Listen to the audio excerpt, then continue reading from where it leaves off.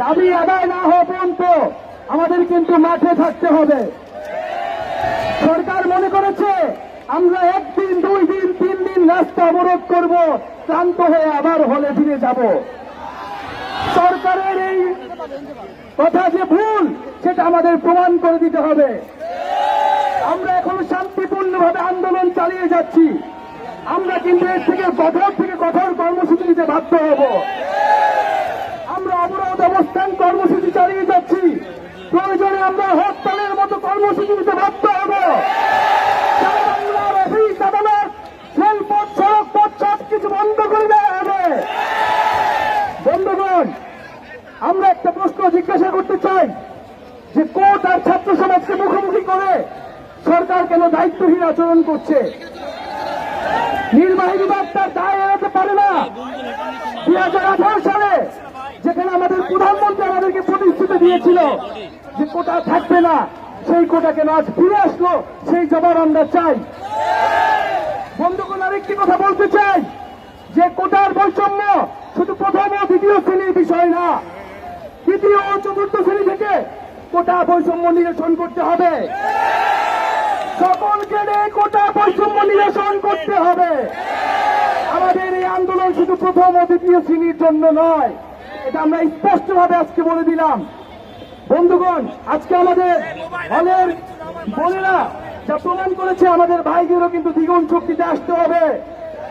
আমরা স্মরণ করিয়ে দিতে চাই, আমরা কিন্তু হলের তালা ভাঙতে জানি। 2018 সালে ভেঙেছিলাম না?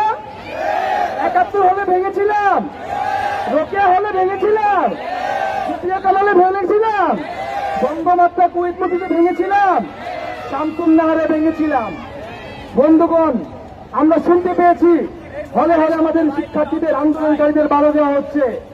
আমরা প্রশাসনের প্রতি আহ্বান জানাবো যে আপনারা তৎপর হন।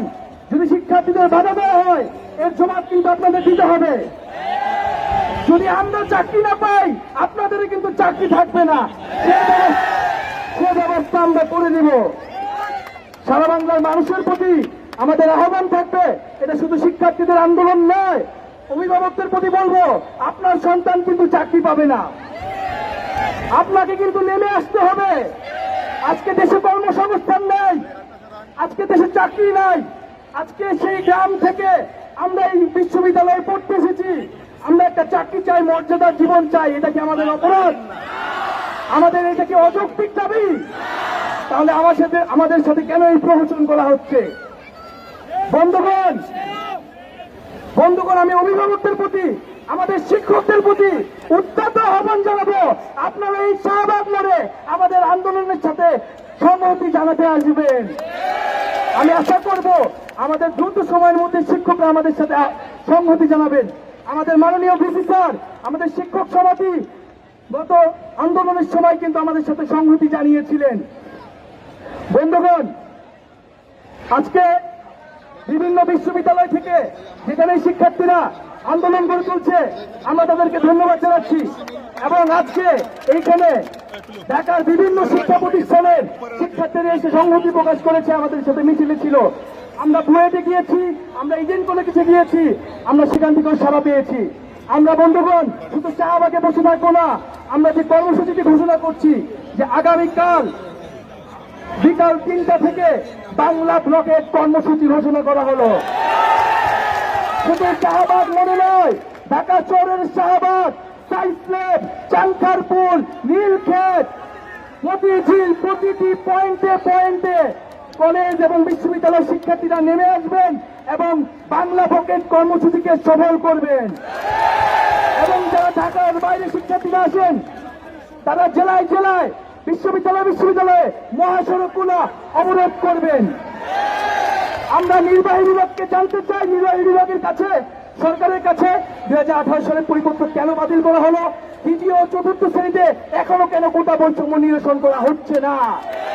কেন এখনো 56% কোটা তৃতীয় ও চতুর্থ শ্রেণীতে থাকবে? এবং কত বড় সাহস যে প্রথম ও দ্বিতীয় শ্রেণীতে তারা এটা নিয়ে এসেছে, সেই সাহসের কিন্তু আমরা জবাব দিব। বন্ধুগণ, আপনাদেরকে এবং আমাদেরকে আন্দোলনের যে স্পিরিট, সেই স্পিরিট কিন্তু ধরে রাখতে হবে। আমাদেরকে আমাদের যে ছাত্র ধর্মঘট এবং ক্লাস পরীক্ষা বর্জন কর্মসূচি আপনারা দেখেছেন, অলরেডি অনলাইনে কিন্তু স্বতঃস্ফূর্তভাবে বিভিন্ন বিশ্ববিদ্যালয়ের বিভিন্ন বিভাগের শিক্ষার্থীরা স্বতঃস্ফূর্তভাবে একাত্মতা প্রকাশ করেছে। শিক্ষকদের আন্দোলন বন্ধ হয়ে যাবে, আমাদের আন্দোলন কিন্তু বন্ধ হবে না।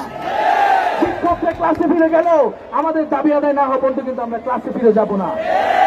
এবং প্রশাসনের প্রতি আহ্বান জানাবো, আমরা অনেকদিন থেকে বলে আসছি যে ঢাকা বিশ্ববিদ্যালয়ের যে দুইটি লাইব্রেরি, সায়েন্স লাইব্রেরি এবং সেন্ট্রাল লাইব্রেরিকে খুলে দেওয়ার জন্য আমরা এখনো ভালোভাবে বলতেছি, যদি আপনারা খুলে না দেন আমরা নিজ দায়িত্বে এটি খুলে নিতে বাধ্য হব।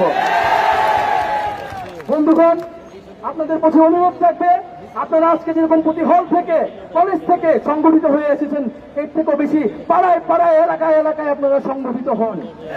এবং ভাইদের প্রতি অনুরোধ থাকবে, আপনাদের যে কোনো সমস্যা, যে কোনো বাধা বিপত্তি আমাদের কাছে জানাবেন।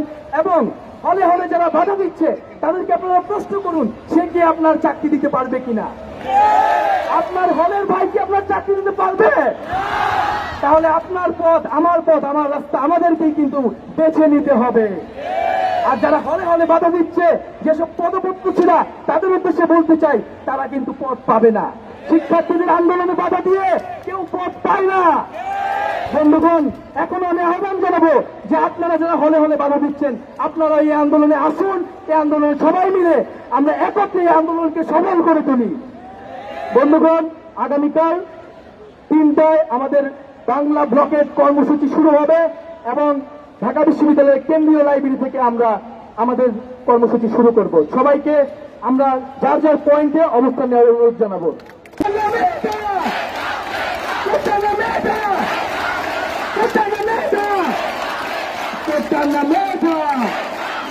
সবাইকে ধন্যবাদ।